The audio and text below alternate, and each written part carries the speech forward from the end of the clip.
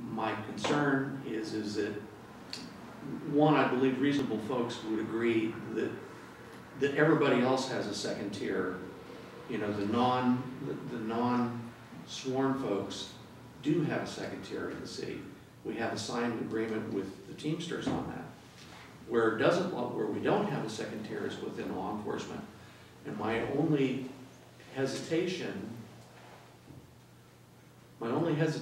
is that if we give the impression that we're not bargaining in good faith, that we've already made a decision as to which way it's going to go, although clearly the handwriting is on the wall, we're not going to be financially sustainable if we don't implement some changes. But I want it to be a collegial thing where we draw folks to the table as opposed to set a mandate. That's my 2 cents on my side of the fence. Could I ask a clarifying question? Yeah, just for a minute before Deb started. But at one point, we believed that we had to reopen it with the police under certain conditions. One of which was if property taxes were not above 8%. Have we looked at whether that reopener does apply or not? Can I answer that later so that I won't give you bad information? Yes, I view the fact that we're being filmed, I understand. So I'll have to take a look at a couple of things. Okay, that's fine. Okay. Good. I wanted to just ask the question, you said that the committee has discussed this several times. Yeah. And, you know, there's 2 types of benefits. There's the pension benefits and the retiree medical benefits. Which were you discussing? Well, there are 3 types actually. There's the medical benefits, there's the pension benefits, and then there's the retiree benefits. What's the last one? Retiree benefit. Medical benefits in general, or just for the active employees? Well, I think that what we were discussing, maybe, this is just my opinion, we were discussing only the pension benefits and the medical benefits for current employees. No, I think the medical benefits are both the current and the retirees. Is that right? I mean, Well, I wasn't sure by looking at the notes what your discussion was. I knew it was, I mean, I think the mayor asked to put this language on here, retirement benefits, but I wasn't sure if you were specifically speaking of I see, whether it's pensions or healthcare. of healthcare. I think it's and pensions. so I just wanted to get a sense of what your previous conversation was, since I wasn't Maybe here. apply all of them. We've discussed the concerns with the expenses that the town has in all of these. In all of the areas, thank you. Okay, any other comments? Well, I wanted to at least preview, let you know what happened last night as a comment, just to let you know.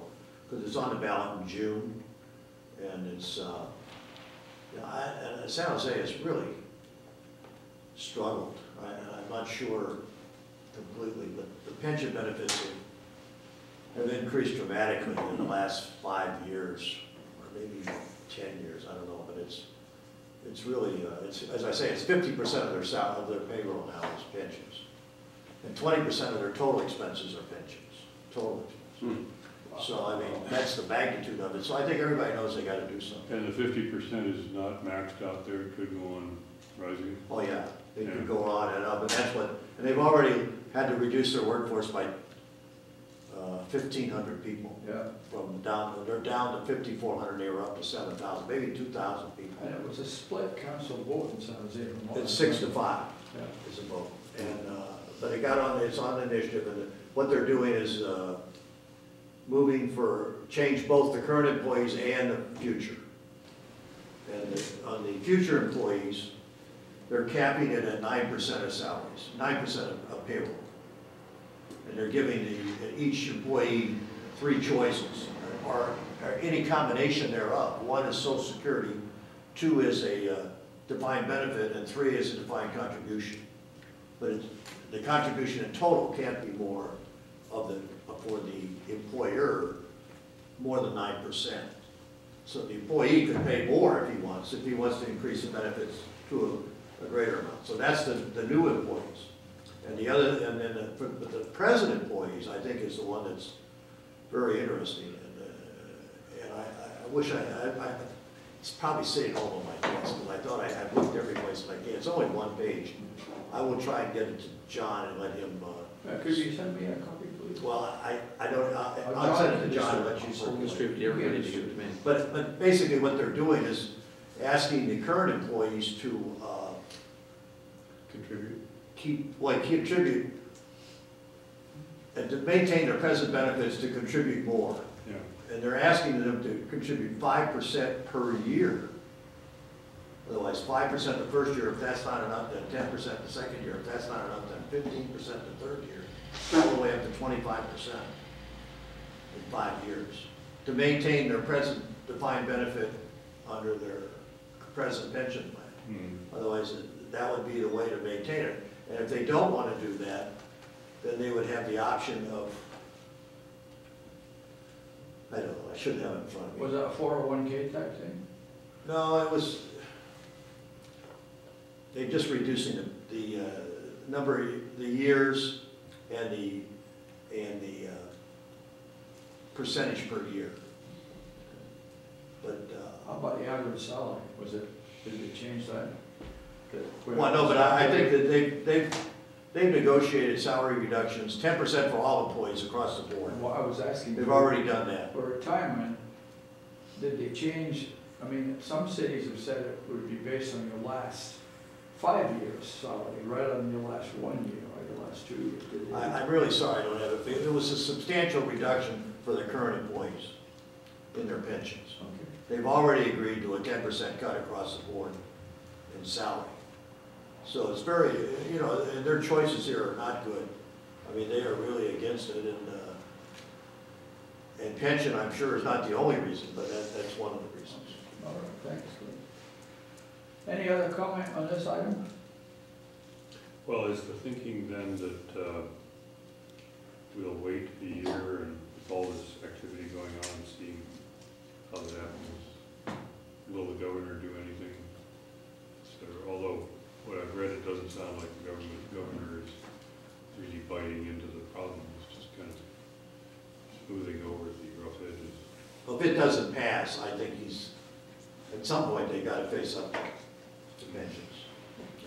And everybody knows it. I mean, the unions know it, the governor knows. I mean, you read it in the newspaper like it's, you know, it's the only issue talked about in Sacramento, so it's not a. Well, what the governor would like is to have the initiative petition passed by the voters on whatever it is they're proposing, so that he could say, gee, it wasn't me. Right.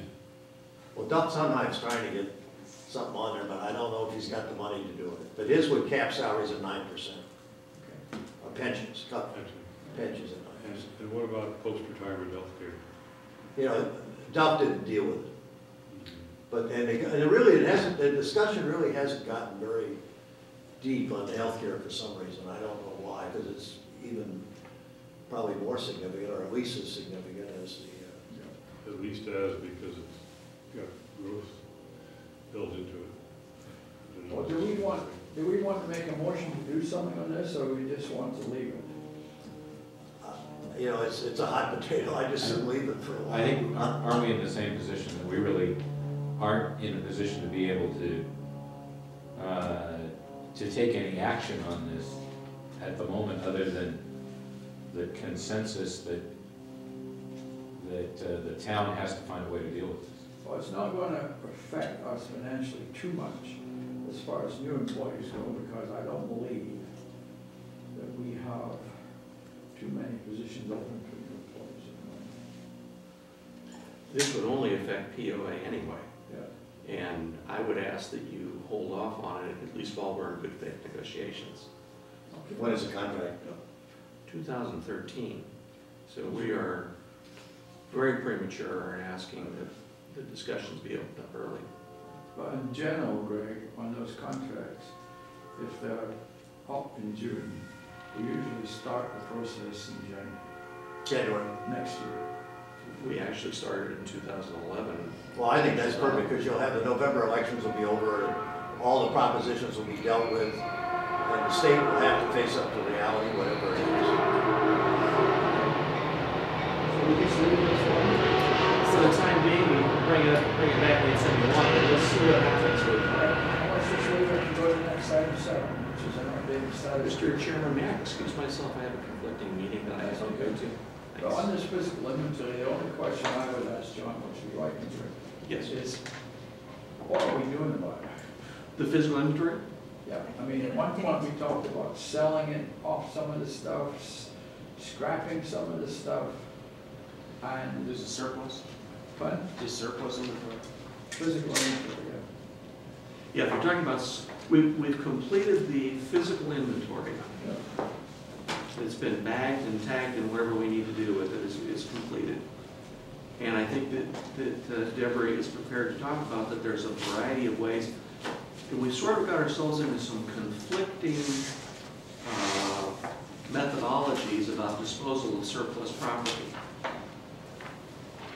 State law gives us guidelines to follow. I think that others, Deborah, maybe you can bring up, who brought up some ideas that I'm not certain are workable. I think there's some materials that it just makes sense to go ahead and get rid of. I think there's some other materials that maybe council should get involved in, you know, like large front-end loaders. Well, but there's unintended consequences, and maybe Deborah can talk about it. In the event of an earthquake, do you want one available locally to use?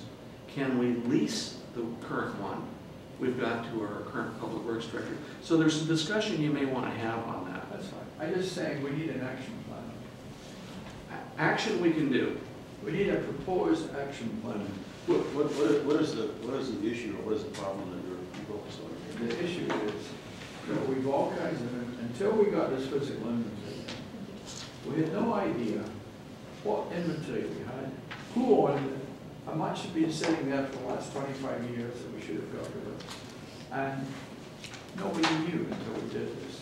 So what I'm saying now is, now that we've done the physical inventory, we know what we've got. The next item is to decide what we're going to do. Jerry, it's mainly property, plant, and equipment. It's not inventory in the inventory sense. It's not production type inventory.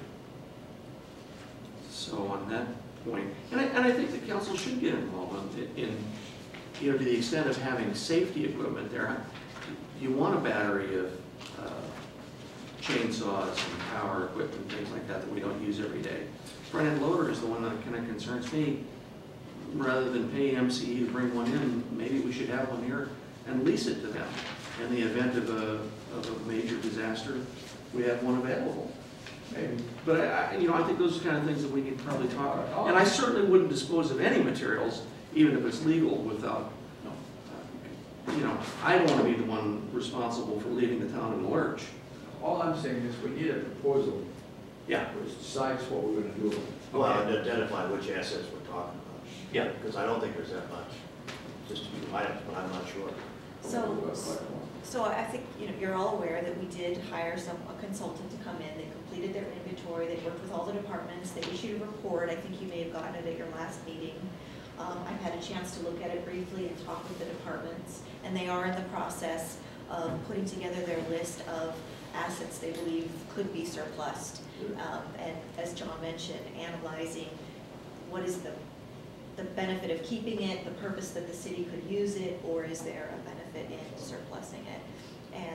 And then determining also the best manner to dispose of the property. And I think the police department has already disposed of machine guns and Tommy guns and missile launchers and whatever it is they do. The firearms inventory was not specifically part of this inventory that the consultant did, but the police chief did perform his own inventory, and they have a policy of how to dispose of their unnecessary equipment or surplus. Because I'm sure they have a lot of stuff. I mean, I went in there once and I thought, why do we need this Tommy gun?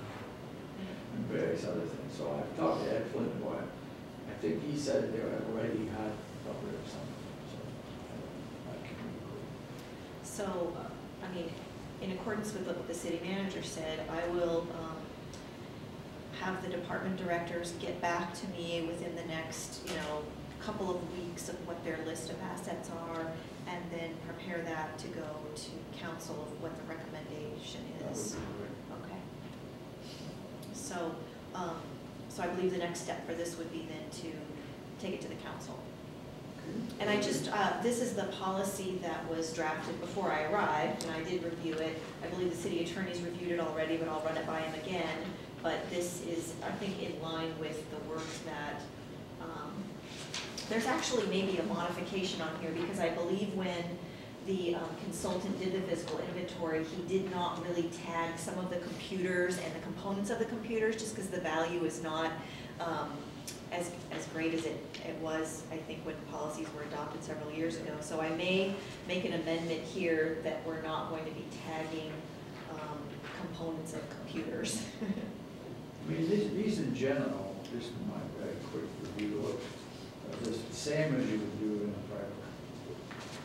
Don't look any different. Yeah, there are certain assets that are capitalized in the financial statements. There are other assets that you keep track of for, in order to manage them.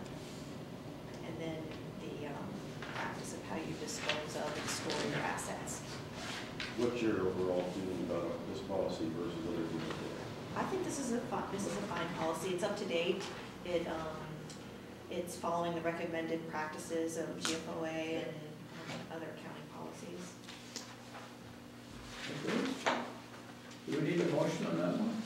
If you'd like to, Make a motion that we will come back with a recommendation to the council. that we'll take to the council. To discuss the action plan on physical inventory. And I have a second. All in favor? Aye.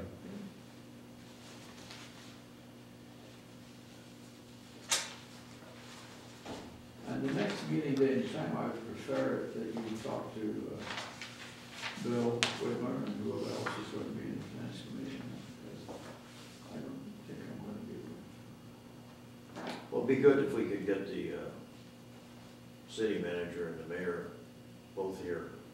Yeah, well, I'm sure that, that's why I don't want to Managed set, get one or the other missing at every meeting we've had. So, I don't want to set a date because Bill might not be available. well, we should set a date, make Bill change it, I mean, so we know where we're going. What is the date, when do we normally meet? We have a finance committee meeting every 2 months. Is Let's see, where are we now? We're at the How much time will 12th. it take you to do the analysis, you think? Well, at the meeting that we had on Tuesday, we talked about the analysis for the irrevocable trust, that we were going to complete the actuarial study and get that before we came back and discussed that information. So that will definitely take a couple of months, I think, we have to hire the consultant, to get them to do and produce a report. To get an analysis from PERS on the side fund information. I called PERS a couple of times today. They have a great system of we'll call you back.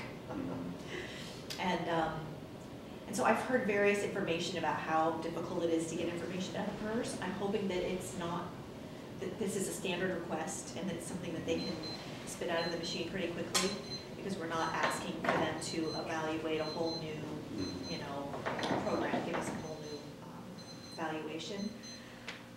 So dates, does anybody can we make it every 2 months?